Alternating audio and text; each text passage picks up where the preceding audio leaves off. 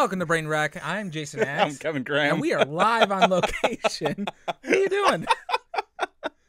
I just love that I gave you a point like off mic right when the show was starting. Okay.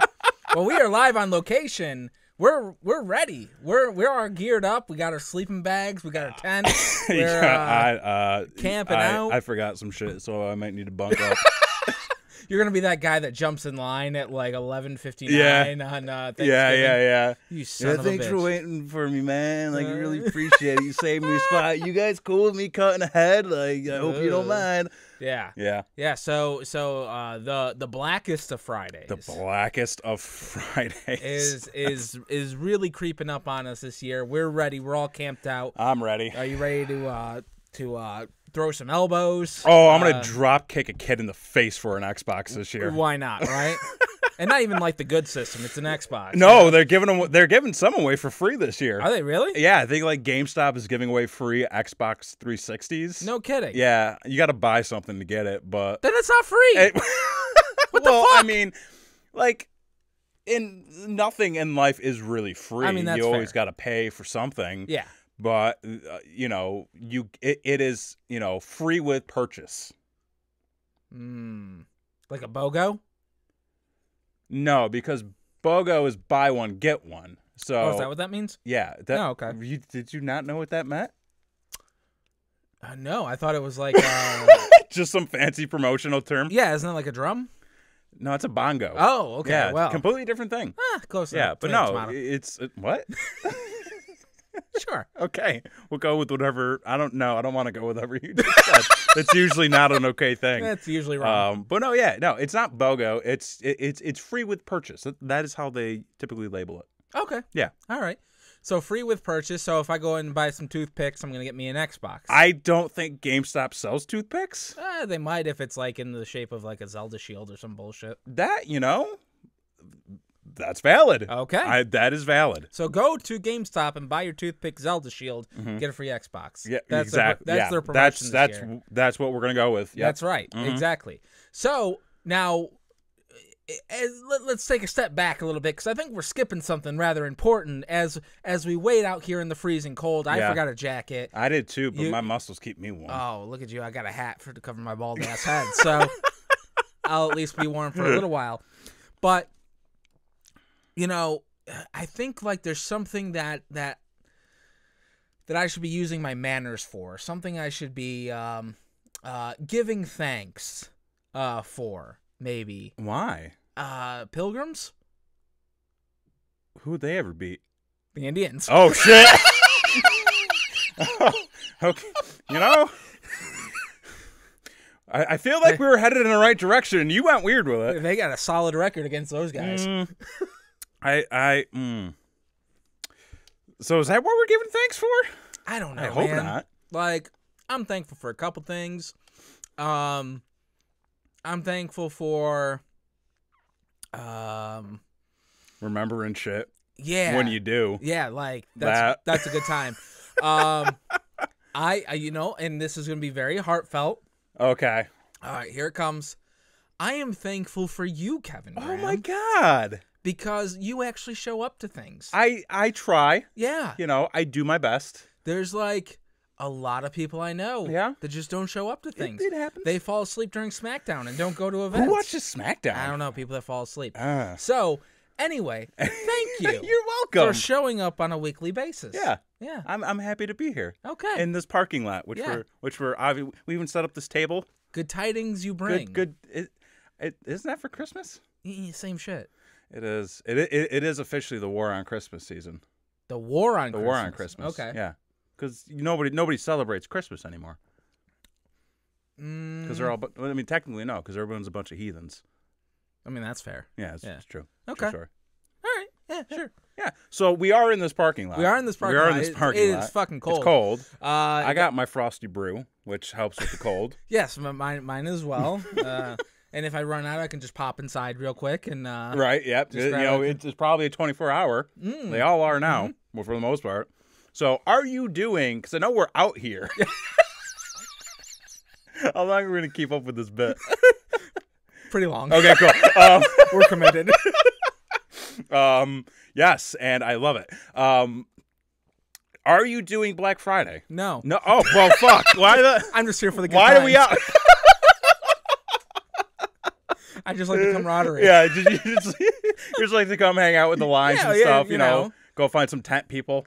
Do some interviews. You know, do some. You know what? Why don't more people do that? Why aren't there more like people on the scene for Black Friday? I tell you, the internet killed everything good. But I feel like it's a perfect venue for that sort of thing. It is. So I think that maybe if we have some time, maybe we'll go over there and get some man on the street. Talk to some Wookiees in the over by the dumpster. Just need one, man. With the just need one. Yeah, exactly. So you're not doing Black Friday? No. Unfortunately, there's a very valid reason. Okay. I'm poor as fuck. That's a valid reason. Yeah. Like I mean, there's really no reason for anybody to go do Black Friday. I mean. Well, we do have a tradition of doing Black Friday. Right. I mean, there are things that we wait all year to buy specifically on Black Friday. I remember one. Yeah? It's your Tupperware. It's my Tupperware. It's exactly. It's a good time to get it. Exactly. It is. They upped the price this year, though. Pretty pissed about it. Really? Yep. Typically, it was like $6.37. Oh. For a whole... A nice big thing of Tupperware. Yeah. It's gone up $1. A full $1. You got to start asking people for your Tupperware back, I think. I think so. Yeah. Well, now, and it's strange because the wife was just like, because we're so poor, I was just like, oh, the Tupperware. Yeah. What are we going to do? What will we do without the Tupperware? For the rest of the year, right? Exactly. And she's like, we've got enough Tupperware. I'm like, no, we've got enough lids to the Tupperware. We don't have enough of the actual Tupperware. For some reason, we have so many lids and so little actual Tupperware. I don't understand it. Yeah. I don't get it. What happens to, where do they go? I don't know. Maybe the microwave melts them. I'm not sure. But you would watch that happen. I guess. I feel it's like when you lose a sock. Yeah, where does it go? Where does it go? I don't know. Do you think maybe it just falls out of the dimension and gets lost in time and space? It very well could. I mean, the good thing is that if I did lose a sock, especially tonight, I could just go right into Walmart and pick up you absolutely a bundle could. Yeah, for a bundle. Like 24 socks for $3 or whatever the hell I don't think they're that cheap. They're affordable. I don't know. I tried to buy some underwear the other day. It's expensive. Yeah, what did you go for? Some high end? Or you Hanes? Oh, okay. I thought you were going for some MeUndies or something. No. We don't have that sponsor yet. Not yet. Not yet. Hey, if you want to up your game, come this way. We're committed. Absolutely. No, yeah, I tried because I was like, man, I'm running out of underwear. It seems at a quicker rate, which is weird. Well, what's happening to your underwear? I'm just wearing it. Is it finding Jesus? I mean, I think some of it needs to find Jesus. Well, it's a bit holy, right? It's not quite. It's not there yet. Not there yet. But some of them are starting to get that thin feel where it's something's gonna be falling out here soon. See, I think you have too high of standards. Is your problem. Because How so? I typically don't discard a piece of underwear until I mistaken the hole for the leg hole. And then when that happens, I'm like, okay. all right, I thought you, for some reason I was like, the dick hole? No. Because I've done that before where I put my foot in the dick hole and it just rips it to shreds. I mean, not my dick hole. How does that happen? Because you're trying to put your underwear back on, and your toe gets stuck in the dick hole area, and you pull them up, and it just shreds it. That never happened to me ever. I mean, it's fucking Trump's in the White House. Anything happens. Anything is possible. So, are you participating? I am. You are. Yes, Christy and I will be going out. Oh. So if you see him about, ask for autographs. Ask for autographs, $5 a piece. That's a Black Friday deal right there. Big savings. Yep. Pass them on to you. We probably won't be going out the day of because Christy's got to work. I do not. The day of Black Friday. So are you going the night before? We're gonna go the night before. Because typically, I'm gonna take a sip. I'm getting very parched today. Oh, you can cough. Coughing. Yeah, it's like the dust in this parking lot. Yeah, it's the dust from the people probably. Probably. Sorry, folks. It's sickness going around, I think. Because what we did last year was, we did the family thing all day. Yep. You know, we saw everybody we needed to see. Yep. And then on our way home, because we kind of live relatively close to a main stretch of road where they've got a bunch of shops and stuff on, we were like, do you want to go? Yeah. And so we're like, yeah, fuck it, let's go. You know, like, we're on our way home. We're doing nothing else for the rest of the night. Sure. You know, these poor saps already have to be at work, so this is their life for the next 6 hours. So let's pretend we're better than them. No. Let's at least make it worth their time. Oh, is that what you call it? Yeah, you know, we are being consumers, you know, going to their Very store. patriotic of you. You know, it's the American thing to do. So we stopped and we hit up a couple of stores and we grabbed some stuff and we're like, yeah, fuck it, let's go to the mall. So you went to you went into the belly of the beast. We were because we were kind of riding a high. Oh, we were like, you know, we lucked out. We got a bunch of shit already. Nice. Like, do we go to the mall? Like, you know what? Let's fucking go to the mall. So we drove to the mall. And it wasn't as busy as I thought it would have been. No? And I think a lot of that has to do with a lot of the recent backlash towards Black Friday. Because, you know, there was sort of this ramping up period where, you know, stores would open at their normal times, and then they would open up earlier, and then they would open up even earlier. Then they were opening up at 5 a.m., then it was like 2 a.m., then it was midnight, and then some store was like, fuck it, we're going to open up at 6 o'clock the next day. Right. And I was like, whoa, that's fucked up. Right. And I think a lot of people were like, well, I can just get this shit online for the same price anyways, so. Absolutely. You know, what the fuck? So, I mean, like, it was busy than, like, a normal mall day.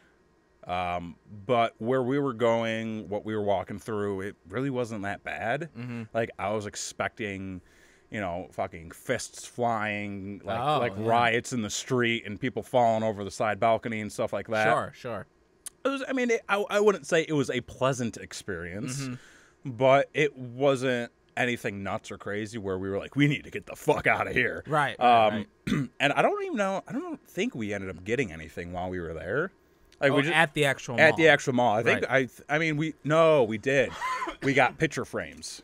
Oh man. And that's like the other thing too, is we don't really go after like any of the big ticket items. Right. I've never gone like, oh, I got to get this TV or, you know, a new game system or a computer or anything like that. Most of the stuff we get are like Blu-rays, video games. They're so cheap. It's yeah, and that's not really the type of stuff that, because, you know, when a game comes out, most people now, they pre-order the game, get it when it comes out. Who the fuck buys Blu-rays anymore? I mean, me, but that's the thing. It's like, does Black Friday die when physical media dies? I think there's a good possibility. I think it slows down. Yeah? Because you still have the market for the people who are going out there for their TVs, for the big ticket items. Right. You know, but they're going for that one thing. You know, maybe a few other odds and ends here and there, but right. You know, they're more or less going out to get, you know, or spend a couple of $1,000s while they're out there in one pop and then just split. I could care less about that. Like, I've already got a TV. It works fine. It's pretty I good. need stuff to play on the TV. like that is what I'm going out for. And we have a lot of posters and shit, so we need to hang stuff on the walls. So that is sort of like our practical things. Yeah, practical. We go for the practical effect. The practical mostly. Things. So have you ever, now, not just last year, but in all your years of Black Friday, right? Well, have you ever seen anything crazy? No. Nothing? No, I typically have avoided Black Friday shopping, like, really up until, like, a few years ago. And even when I would go out during that time, it was usually, like, the middle of the day on Friday. So, like, everything was died down, basically. Right. So there wasn't really any craziness. It's so strange because Black Friday really is, at least from everybody that I know, that I've talked to, right? Nobody buys gifts. No, I only buy stuff for myself. You buy stuff for yourself. Yeah. Because you're like, oh, that's a really good deal. Right. Well, get that for me. You know? Exactly. That kind of thing. Yeah, and plus, I mean, now you've got Cyber Monday. Which is it really? I mean, I think, because what a lot of stores are doing now, and like the company I work for, like, we're doing this. We're doing a sale from Friday to Monday. So I think a lot of big box stores do that. Mm-hmm. And then, you know, your places like Amazon, your eBays. I've actually seen those places start their pre-Black Friday sales this week. Right. And like most places, like the stuff is already live and on sale. Yeah. But a lot of places, they're doing their sales Friday to Monday. And then like Amazon or eBay, they'll do like hourly specials on Monday just to keep their traffic up, basically. Yeah. So it's all basically just a sham. It's all a sham. Yeah. All of it's a sham. Yeah. But you're partaking in the sham. I am partaking in the sham because I am shameful. Can't be doing this all day. Yeah, so, you know, I think that, you know, my family, we are currently, I mean, we have 2 kids, and then I have all of my relatives to buy Right. gifts for. And I think our collective budget this year for everything is about $40. Okay. So we're going to the dollar store. Well, gifts are overrated. Not to the kids, though. That's the thing. I mean, okay, sure, yeah. You know, that's a little tougher. Well, they're young. Yeah, one of them is. The other one's like, it's highly disappointed. the other one's listening, going like, I hear what you're saying. You know, Santa better be here on time this year. Yeah. Basically. So, yeah, I mean, I don't know if I have anything else to talk about Black Friday. I mean, yeah, it's kind of one-sided at this It's point. kind of a one-sided argument because I'm poor as shit. Okay. So, I think that there should be Black Friday sales at the thrift store. Do they not do that? I don't think they do that. Oh. Is it because everything's already so... Yeah, so like... yeah, disgusting and you know, broken and everything else. Just like sad clown paintings? Pretty much. Ooh, maybe I can hang those on my wall. There you go. Yeah, that'd be a That'll way to liven go. up your Yeah. a little bit. Well, I don't know about you, but I'm getting a little. I think my nips are a little hard. I think That's more information. I mean, did a notebook go by? Oh well, hey. I think maybe we need to go inside a little bit. Just step inside. I think we need to warm up a little Okay. bit. So you want to warm the place up? Yeah, Can let's I do like a wash? yeah, go ahead. All right, I'm gonna do a wash. Yeah. There we go. Oh, so much warmer. Yeah, We're back fantastic. in the studio. I like it. I feel toasty. Yeah. I need a nice hot cup of cocoa. Mm. Some Irish cream. Oh no, my frosty beverage is There you go. now keeping me nice and cool, just the way I like it in the winter, just like my heart. All right, well, we're going to shift gears a little bit. Do you want to go first? Do you want me to go first? I'll start. Okay, you yeah, start. Okay. because we have a larger discussion to go into. Yeah. So, and we talked about Stranger Things recently on Netflix. We did. You know, And if you haven't, go back to our YouTube channel, subscribe. Please share this video if you're watching.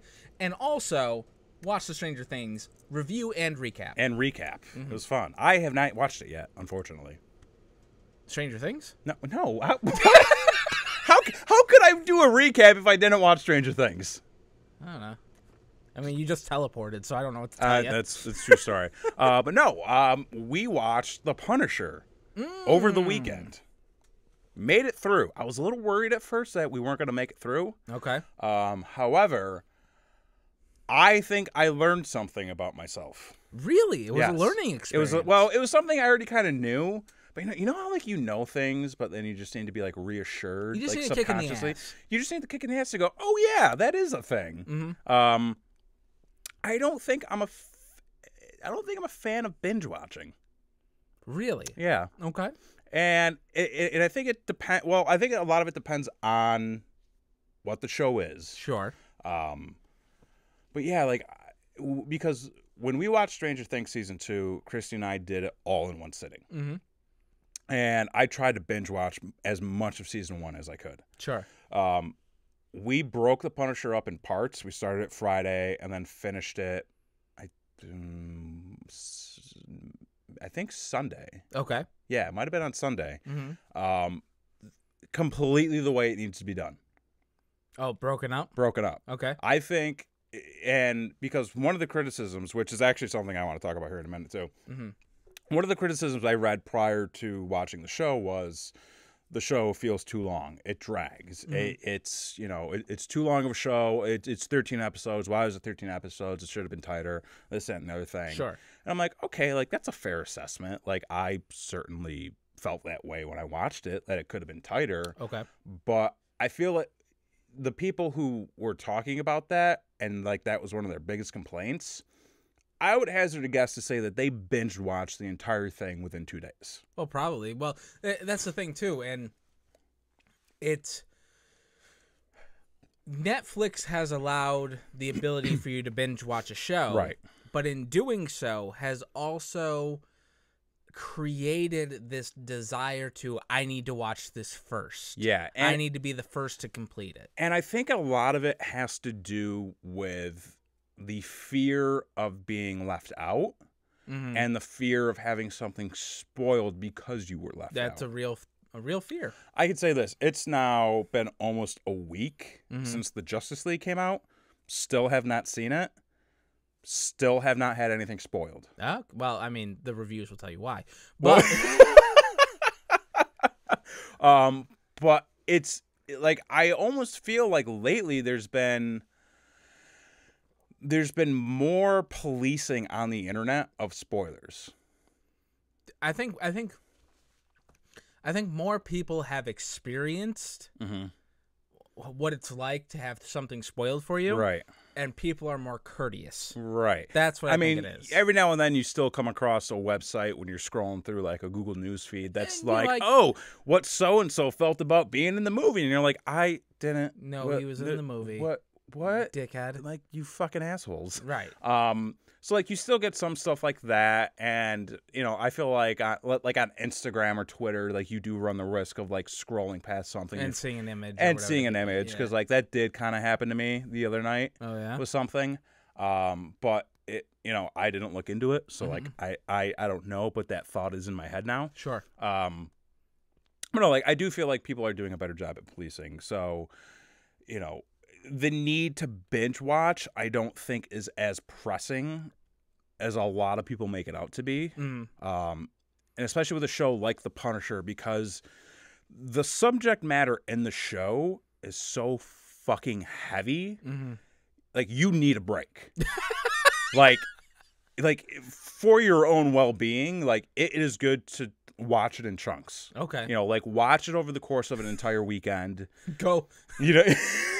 Watch 3 episodes, go stare at your crying clown painting to cheer up a little bit, and then go back and watch some more. I mean, like, if that's what does it for you, like, then yes, like, that's what you should do. But, I know, it is. Like, it's a very heavy show, and, like, they do tackle a lot of subject matter that's, like, very serious, behind, the fact that it's a comic book character who just kills people.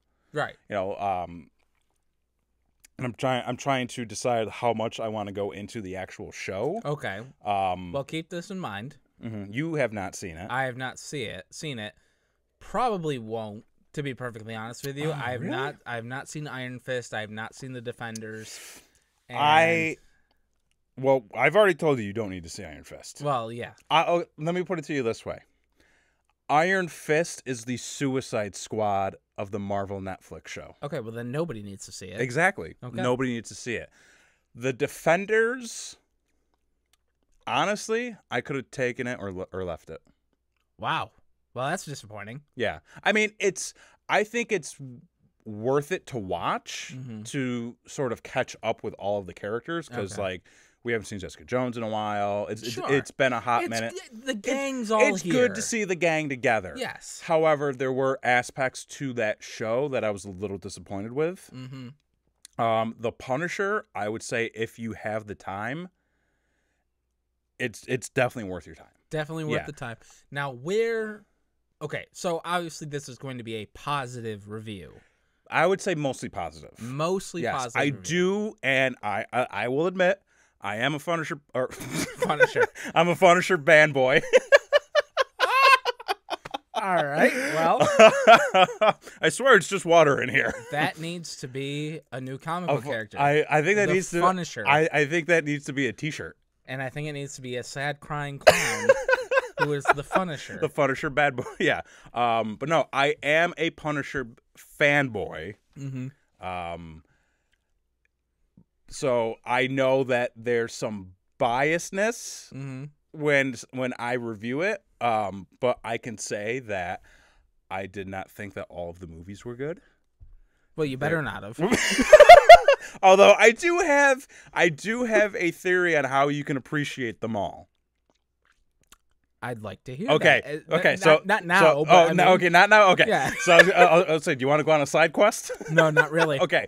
So I am a Punisher fanboy, but like, believe me when I say, there are some aspects to the show that I wish that they didn't get into. Mm-hmm. I don't feel like it needed to be 13 episodes. I feel like they could have done way better with 10 to 12 even. Okay.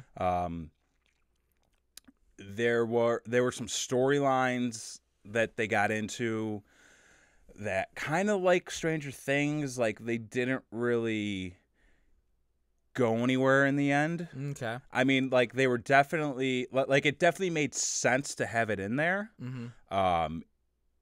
It's just that like they could have gone somewhere else with it. Okay. And I think if they went somewhere else with it, it could have made for an even more interesting story. Okay. But like a lot of the side stories were really meant to just connect what was going on in the main arc. Okay. So like, well, I don't want to get into it. So well, because fucking spoilers. Spoilers. Yeah, spoilers, I don't want to spoil. It's too early to spoil at this point, I'd say. Oh, okay. I would agree with that.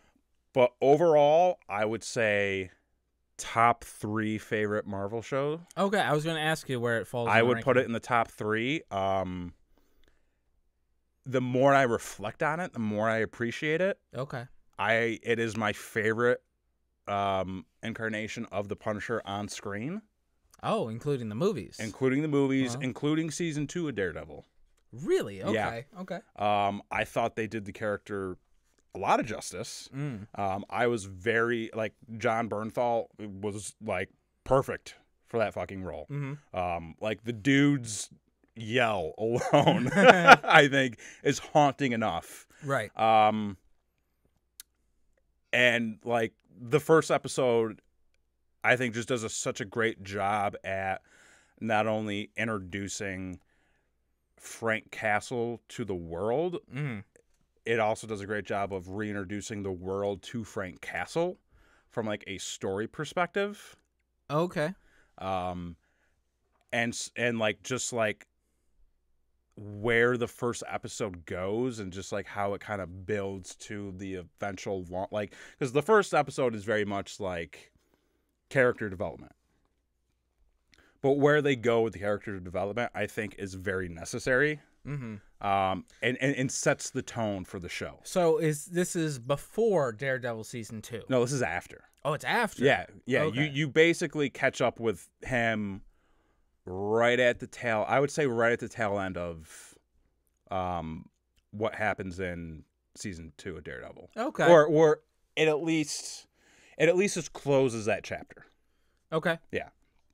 Well, that's kind of cool Yeah. because I thought it was like a prequel kind of deal. Mm-mm. Which No, and that's one thing I did appreciate. They didn't spend a lot of time on his origin, quote unquote. right.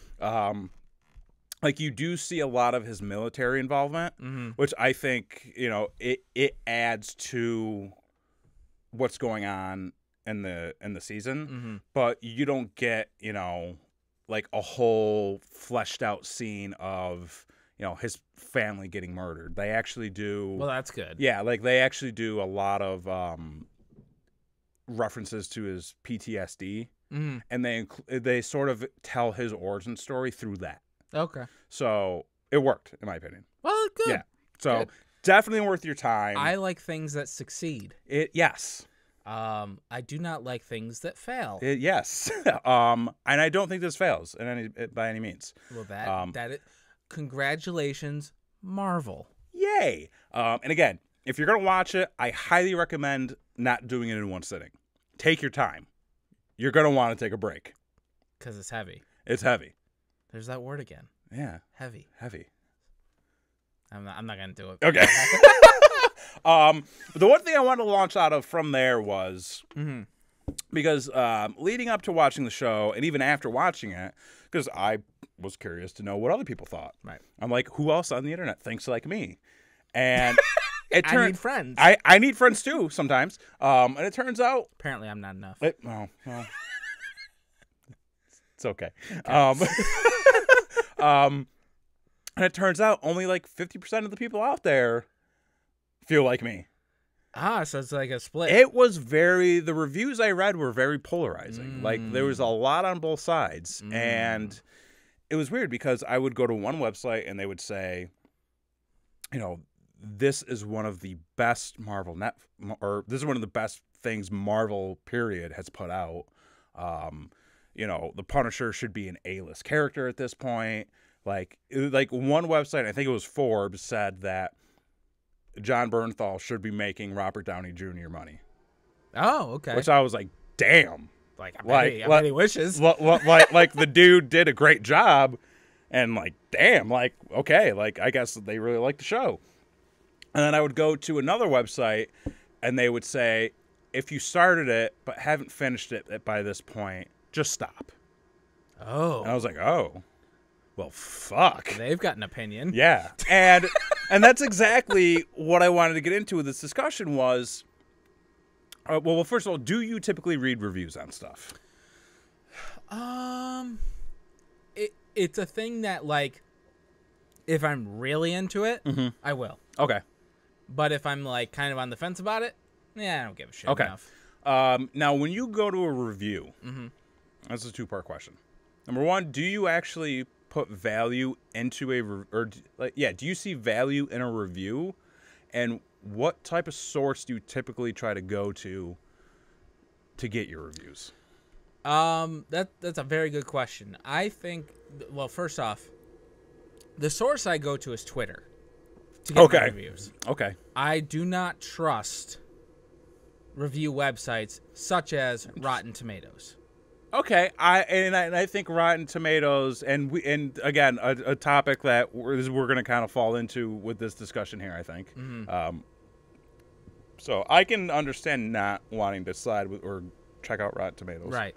I feel like looking at hashtagging what you want to find a review for, and looking at the latest post on Twitter, right, is real-time feedback from people.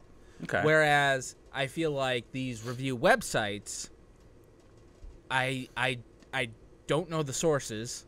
Okay. Typically that are reviewing. I don't know what influences the studios have on these sources. Oh, that's true. Yeah. And I feel like a lot of them are work to either try to over-promote or purposely tank a project. Yeah, and okay, that's a very wow. You touched on a lot of things that I wanted to talk about, actually. Okay, perfect. I kind of do what you do when you go to Twitter. Right. I try to see the audience feedback because typically when you want to know if something works or not, you go to the audience. Right. Like they are who typically. Their response is what you want to listen to. So yeah, I usually do a good first pass on the audience, and then I kind of cross-reference that with various websites that I go to every day. What I've been finding more and more, though, is there's not a lot of journalism in these reviews. No. Because I feel like there's more and more websites out there that try to position themselves as, movie journalists and like entertainment reporters. When in reality, like brainwreckshow.com? I mean, well, I wouldn't say I don't even fucking know. Wait, did you say brainwreckshow.net.com?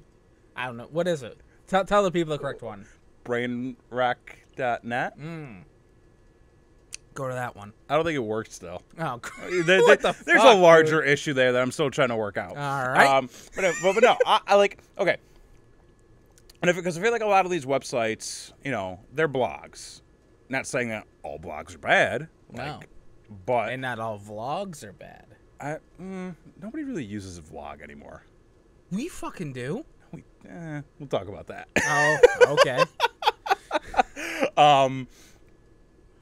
But no, like not all blogs are bad, but I feel like when you come across a blog that's a lot of them try to position themselves as these like, oh, we are like the top indie journalists of film and entertainment news and all this stuff. We're the big swinging We're dicks the big of the swinging indies. dicks on the indies, you know, like fuck all these massive media corporations and their fucking, you know, studios buying reviews and shit. Thank you, Christy. Our site does not work, apparently. It does not, no. Okay.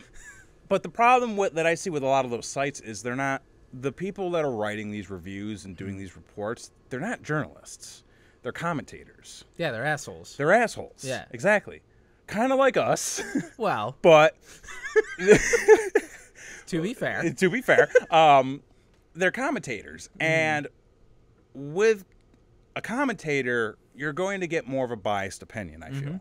You're going to get more of a personal, emotional response rather than, you know, well, this is what worked technically. This is what didn't work technically. This is, you know, what worked well with the story structure. And that is one of the things I really look for when I'm looking for these reviews on Twitter. Right. Is like, oh my God, I hate that movie. His hair was terrible. Yeah. And it's or like typically anytime you come across a review where they're making a lot of quips, I can't take that. It's not valid. It's not valid. Yeah. And I find no value in that kind of thing. Exactly. Like, I would understand it if it's more of like a humorous website. Like, if that's the theme of your site, sure, why not? Hey, have a field day with it. Right. But I see a lot of blogs that are trying to give off these serious reviews, and there's just like some snarky asshole behind the keyboard. And they always have like that title that's like either the pun Right. or the like play on words Yeah. for the movie or the actor or whoever, and you're just like, okay, well, you've obviously put more stock into that title than you have your actual work. Right, exactly. So I'm with you on that. Yeah. Like, I think that if I'm on Twitter and I see like, that movie was okay. I thought ... was ... and I'm like, okay, that's a valid thing. Yeah. Versus like, fuck this guy, fuck him in the ass, Right, fuck right. his mother, you know, I don't give a shit. Just like, okay, well, you said nothing about the movie. Yeah, so, that is an emotional response Yes. from one person. Now, if the guy was like, you know, so like a Kevin Smith. So he would be more of a commentator, but he's somebody within the industry who's been there, he's been through the process, you know, he knows a lot of the material. He would be somebody who, if giving a review, I would be like, okay, I can find value in that. Yes and no, and I'll tell you why. Okay. Because I, most likely like yourself, I mean, I follow Kevin Smith, Right. and his things like that. What I found with him recently is he seems to be, whether this is true or not, this is just my opinion, he seems to be more hesitant about giving his actual opinion, Right. because he feels like it's going to hurt his career. Yeah. Somehow. That's kind of like the Chris Hardwick sort of approach. Yeah. Where... all those guys, whether they have a stake in the game or not, they have a stake in the game. Yeah. Yes. Yeah. So, okay, so maybe that was a bad example to bring out, but like somebody like him, or like somebody in a position like similar to his, I would kind of see more value with an approach if they give more technical details. Yeah, if they give more technical details, because there's somebody who's been there, you know, it's like oh my God, why did they have to spend $12 million to remove that mustache? which honestly I can't wait to see. I know, I'm pretty excited. Like about it. that is what I'm kind of looking forward to most, is just to see that upper lip, and to see, just because I've heard mixed reviews about the movie. I've also heard mixed reviews about that upper lip. Yeah. We're talking about Justice League. Justice League, yeah. For those of you that don't know. So yeah, and there's always this like battle between the fans in the studios and the fans and the critics. Well, here's the thing. It's like, especially between the fans and the studio, no studio sets out to make a shitty movie. No, they wouldn't be making movies if that was the case. And you saw that a lot with Batman v Superman. Right. Because the studio thought, this is awesome. Mm-hmm. Like, they were 100% Right. like, this is an amazing movie. Right. And then when the fans shit on it, Mm-hmm. they were completely surprised Yeah. by it. So you can't really...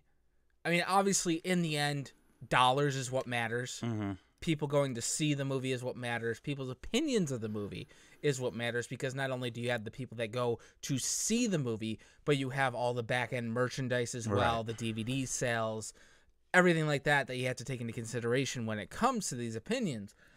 But, like I said, like, no studio sets out to make a shitty movie, so they're biased from the beginning to do that, and I could see a situation where it doesn't hit the mark like they think it's going to, and then they start backpedaling on everything. Right. And it's weird, too, because there's the whole concept of, well, critics want to see this movie fail. Because, like, there's the whole thing right now where critics want to see the DC universe fail. Oh, absolutely. And I don't necessarily buy that. You don't? I don't buy that critics want to see these movies fail, and I'll tell you why. Okay. Because you've seen the movies. Because exactly. Because I've seen the movies. Yes. That is like spot on. I mean, okay, look at. Sorry, DC. I love you. I hated Man of Steel. Okay. I thought it was boring. It wasn't my. Like, I don't like Superman. I thought it was okay. Yeah. I mean. And again, and I'll put it on Front Street. Like, I did kind of go in with the bias because I wasn't really a Superman fan. Never really have been. Mm-hmm. I do have the pop though. Not a big Superman fan, but I went in with a level of excitement for the movie. Okay. Because it looked cool, and we were coming straight off of the Dark Knight, trilogy basically, and this was the next. Everyone was excited. So everyone was excited because there were still a lot of unknowns on where they could go with this character now. Except for the Dark Knight Rises. Fuck that movie. Yeah. Well, fuck that movie. Well, that's a whole nother day. Yes. So I went in with a level of excitement, and again, I never pay however much money for anything. I know. With the who do you think's fun in this motherfucker? Hey,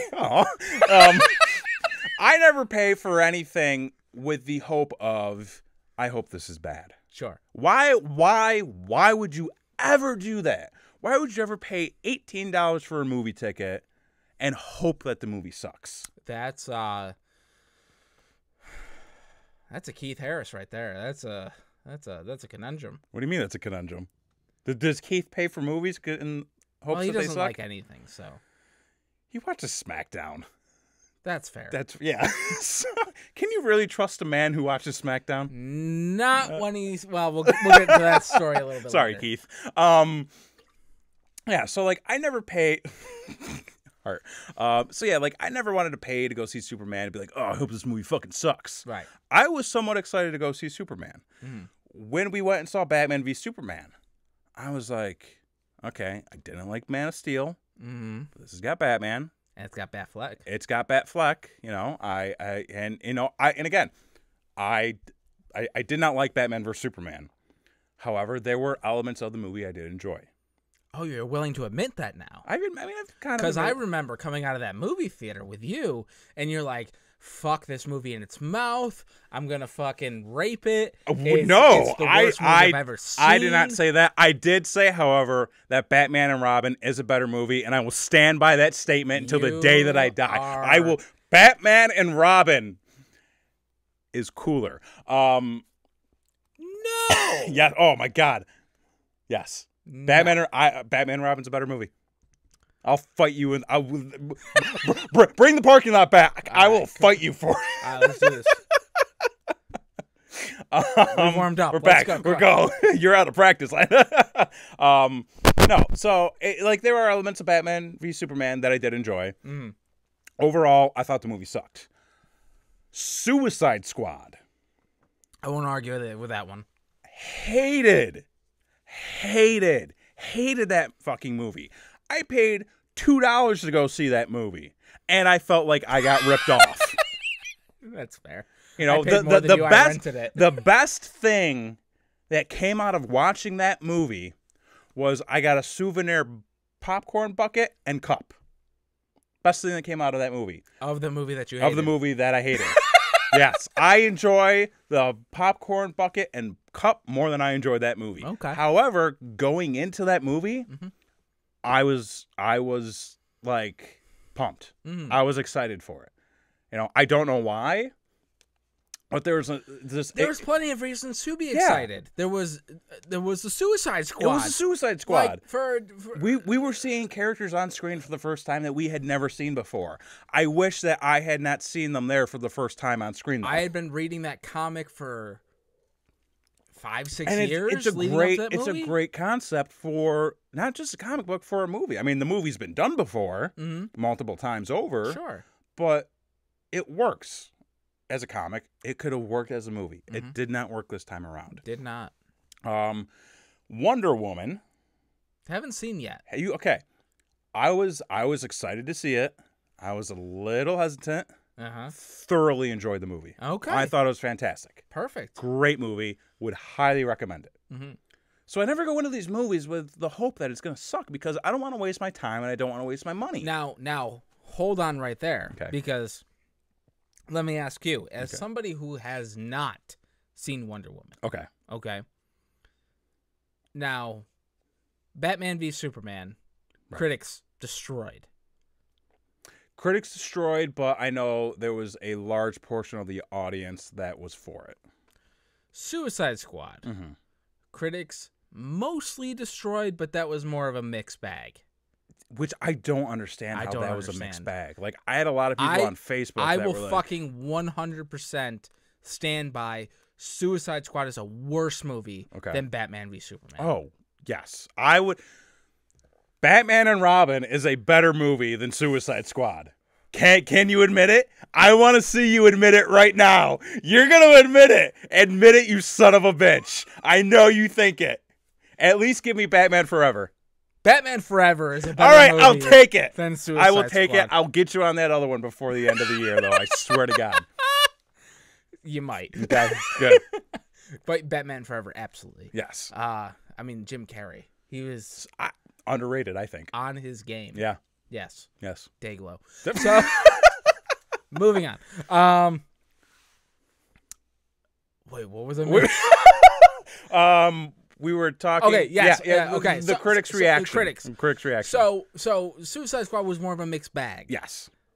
Wonder Woman universally praised. Universally praised, which it should have been. Okay, that's what I was going to ask you. Was it that it was that much more of a good movie, or was it that it met the social standard that this country is facing today? What? The social climate of we want the feminine hero. We want that political agenda. I don't think there was any political agenda behind it at all. I just think it was a good movie. Perfect. That is what I want to hear. Yeah. I just think it was a good movie. Because, and I ask that because when I see a lot of reviews, that is what I find in some reviews. I think it's this doesn't meet the social climate of today, so therefore it is a bad movie. I don't agree with. I think that as long as a movie isn't tone deaf, you don't need to reflect what's happening in society today, or use a movie as a vehicle to fill the void. You just need to I do appreciate the aspect of inclusion when it comes to movies because, you know, you're very inclusive. And I mean, like, that's the way I was raised. Like, that's how I feel. Like, there's really no reason for there not to be inclusion in movies. The fact that it's 2017 and it took us this long to get a fucking Wonder Woman movie.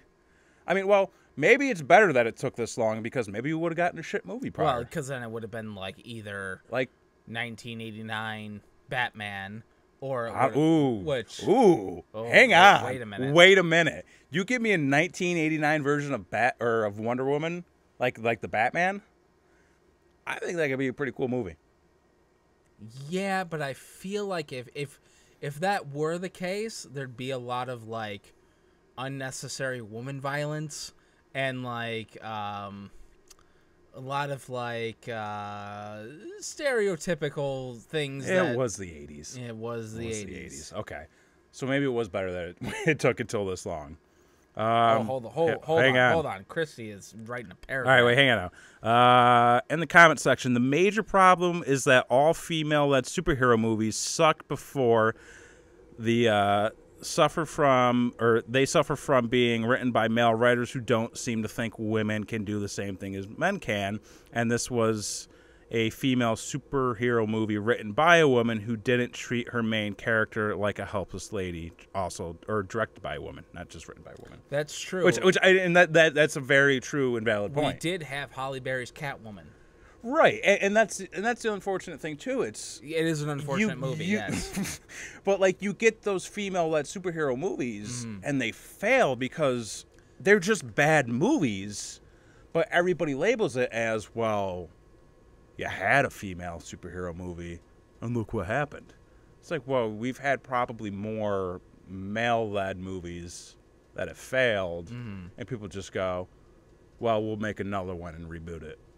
Well, yeah, we'll make it work, kind of thing. Yeah. Now, with this being said, as a male, as you as a male, I'm a male, and don't fucking pander. Give me an honest. I'm not gonna pander. Answer. Oh, go ahead. Okay.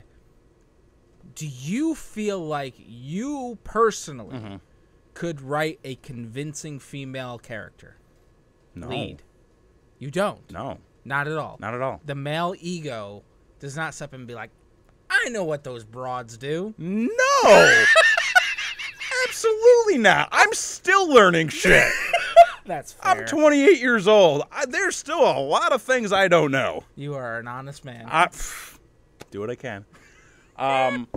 So getting back to the conversation topic at hand. That was a trap, by the way. I'm sure it was. I personally don't feel like critics are going in with a vendetta. I don't see what the purpose is. What reason would a critic have to be like, I'm gonna slam this movie because they have a personal agenda? Oh, they're paid off by other studios. But like, or they have some sort of loyalty. But then, okay, so like I hear that and I go, that's a very valid possibility. I hear that and I go, okay, well, I'll go see it for myself. Sure. And I go and see it for myself and I go, nope, they were right.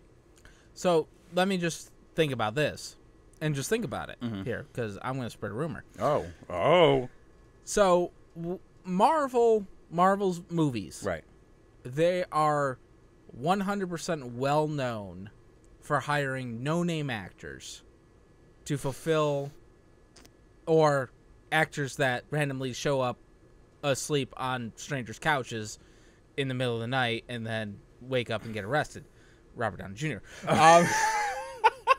Hey, he was on a comeback. Hey, exactly. Yeah. So either no-name actors or actors down on their luck to play on their actors that aren't in the public eye as much. They're not hiring Ben Affleck, is what I'm saying. They are not hiring Ben Affleck. Okay. So TC might not even be hiring Ben Affleck after long. That's pretty fair. They're not hiring Will Smith to do the okay. No. Right.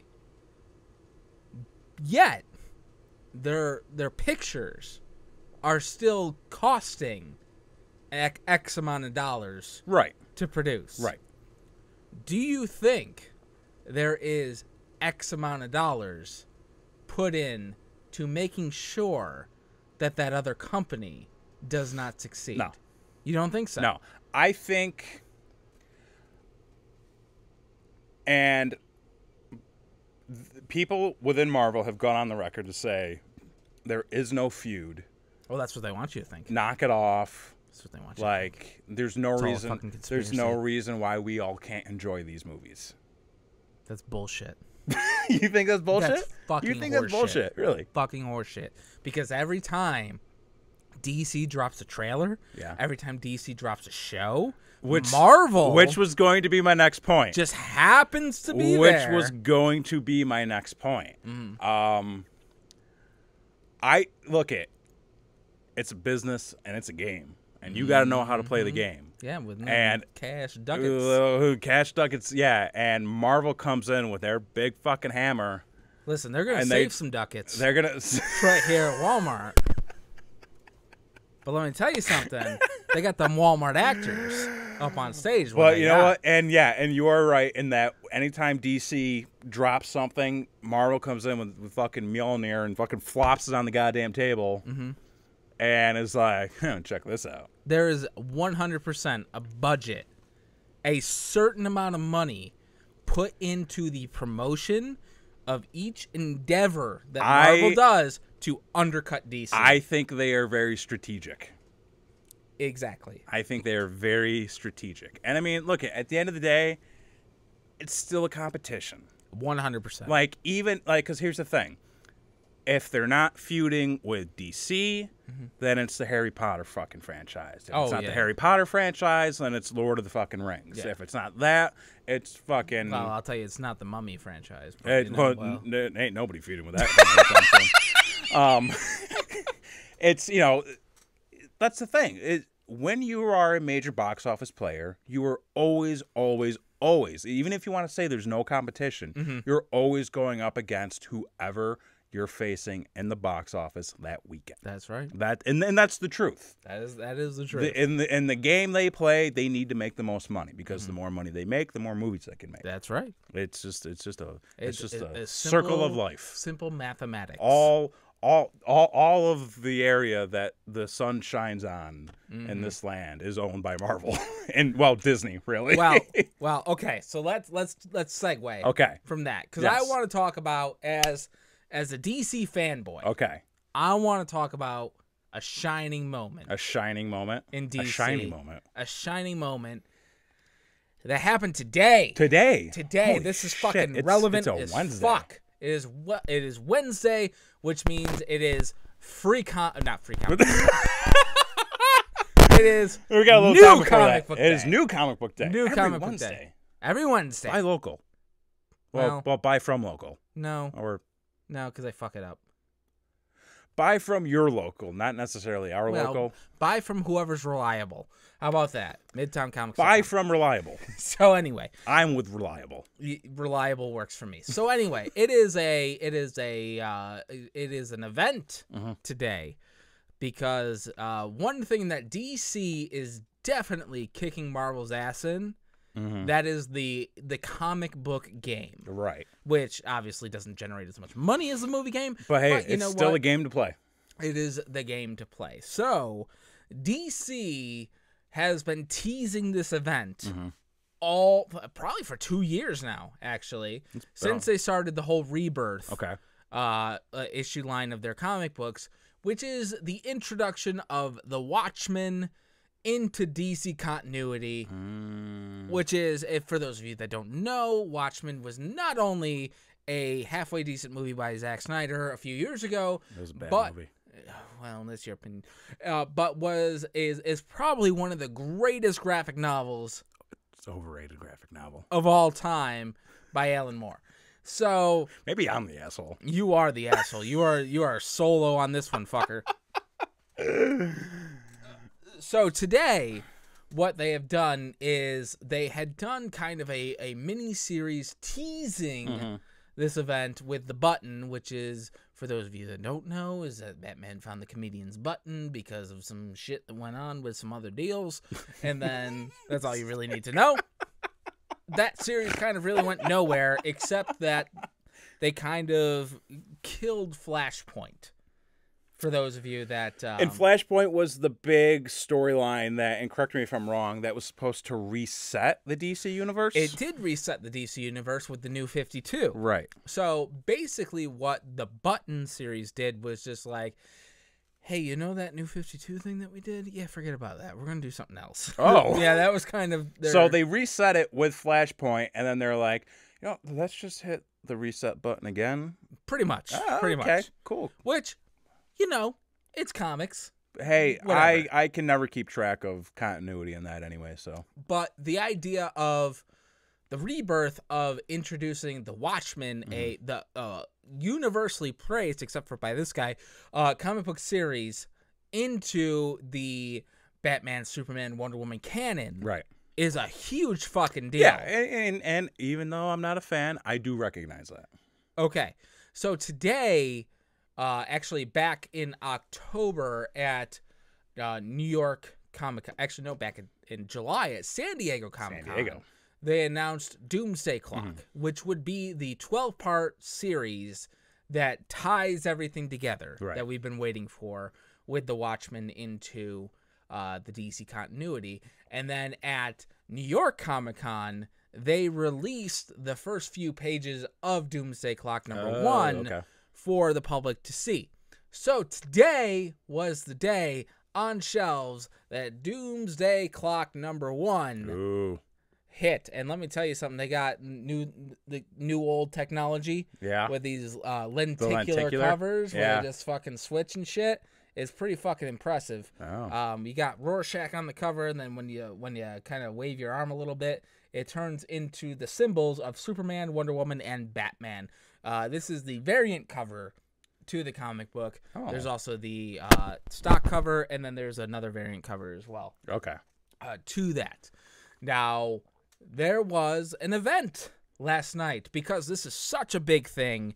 They were doing a midnight release at a lot of comic book stores to do this. Now, I being a regular comic book reader, I know you are not anymore. I have taken a step back. You have taken a step back, as it were. Yeah. Pre-ordered everything. Smart. That's the way to do it. I am a smart individual. So I pre-ordered everything. Right. My buddy was didn't have the foresight. We'll say. Right. So he was thinking about going to like this midnight event. Right. And you know, yesterday came around and I was just like, you know what? I've got nothing to do. You know, it's like the last day. Yeah, you know, sometimes you just want to kick back and it's the last day before, go on like, an adventure. You know, Thanksgiving break and whatever the case may be. And I hit him up and I said, you know what? If you want to go and you want to pick me up, because I ain't fucking driving to get some gas for this shit. Right. I'll go with you. Yeah.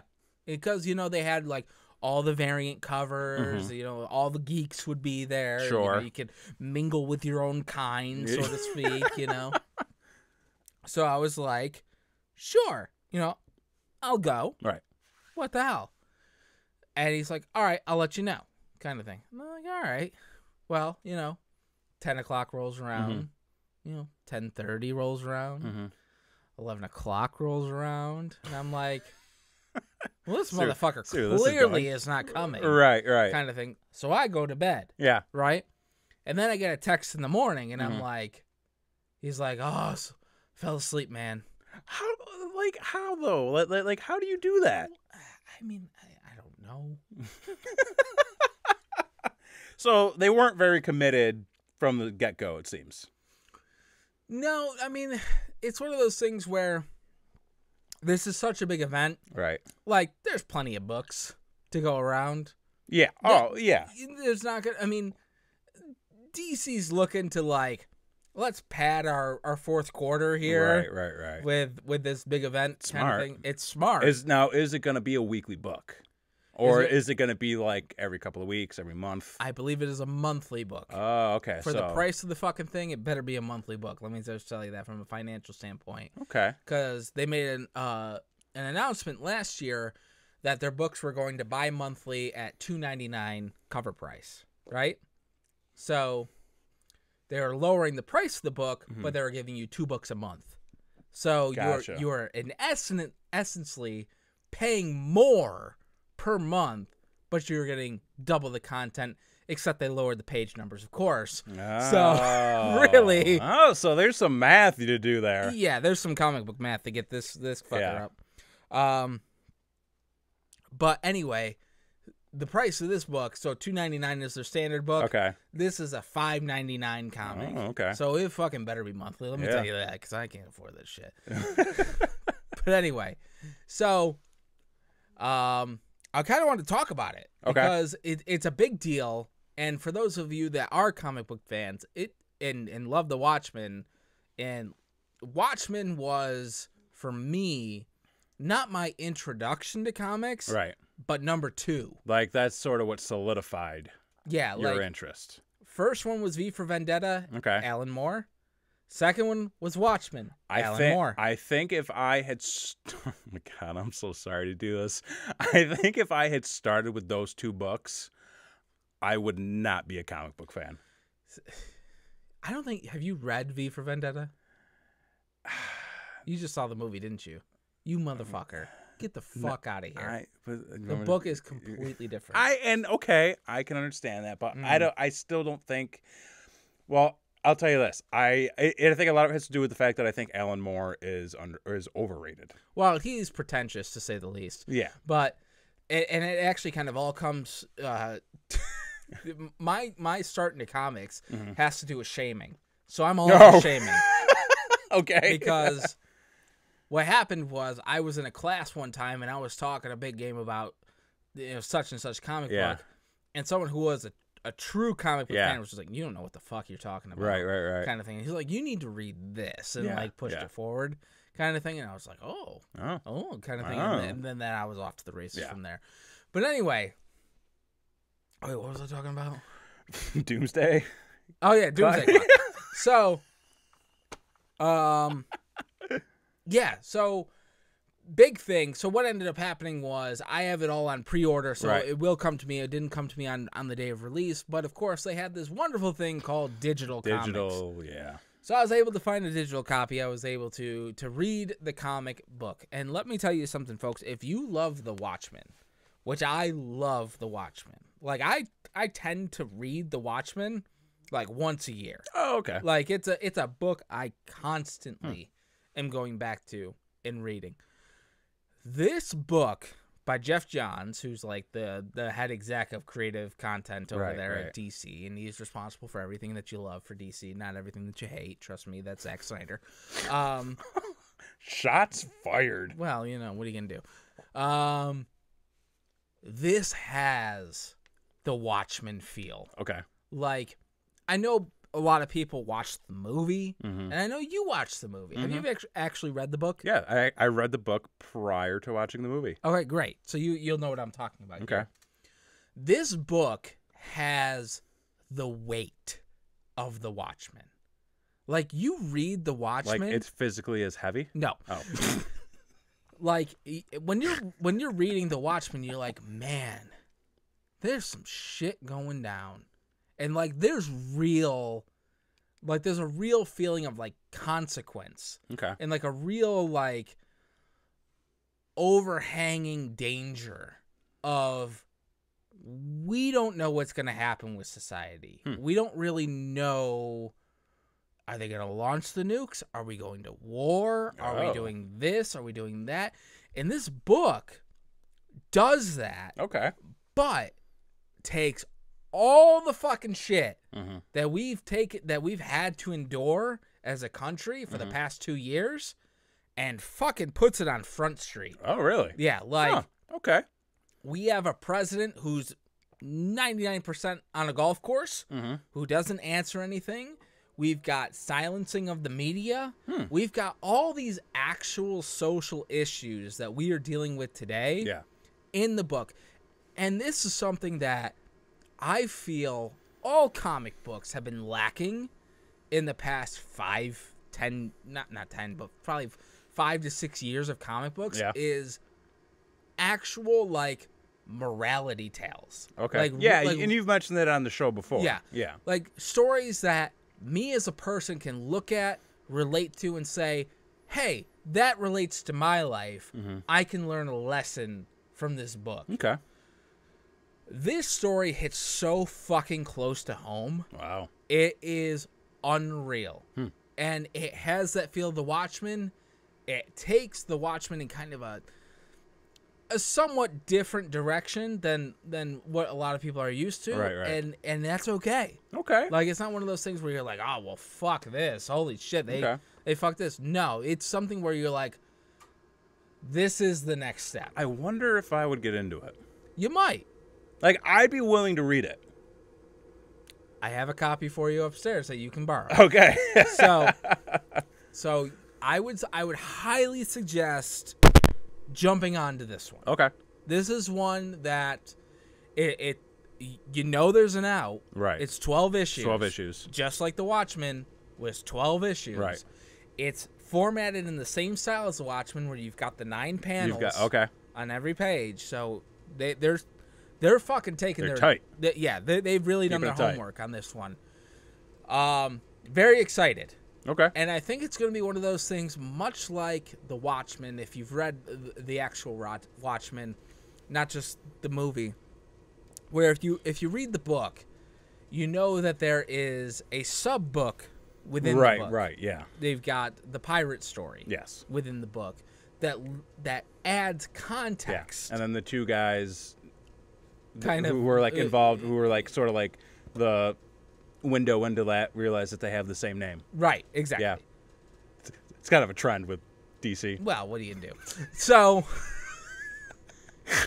there's an element to that subplot in this book too. Oh, okay. So it's really neat. That's cool to see that kind of callback kind of thing. So as far as I'm concerned, I know it just dropped today. I've read it. I've kind of gone back to some of the pages to reread some of it. I haven't reread the whole thing yet, but I will definitely. 2 thumbs up. Well, 2 thumbs up for me. It is the best thing DC has put out probably since Rebirth. Okay. Because I haven't been, like, Batman's kind of been like, eh. Yeah. Like, Detective Comics kind of like, yeah. And, like, Titans and Teen Titans, like, Suicide, like, it's okay. This is good. Okay. Yeah, like, I've got... Your review... Mm-hmm. Because I put value into you. Oh, well, that's good. I'm a blue checkmark Twitter person. Oh, I don't know about that. Okay. I'm willing to give this a shot. Very good. Yeah. Very so good. maybe what we can do is I will read the first issue, and then I will give a review. Perfect. On an upcoming episode. Let's do it. And we'll see what happens. All right. Well, I think that done. All right. Well, I think that's it. Okay. We're already like 15 minutes over time. Yeah, anyway. We got to go get our sleeping bags and shit from the Walmart parking lot. So we got to go. Wow. Okay. Well, well, we're here now, so we've got to like clean all this up. I got a fucking big screen to buy. Yeah. Yep. Or some bullshit. Anyway, so if you've got a review or some insight on how these fucking review sites take money from big corporations to host their reviews or whatever the fuck you want to tell us, we are on Facebook at Brainwreck Show. Yes, or send us an email, which is brainwreckshow@gmail.com, or hit us on try it again. Hit us up on Twitter, which is @BrainwreckShow. So for this week, I've been Jason Axe. I'm Kevin Graham. And this has been Brainwreck.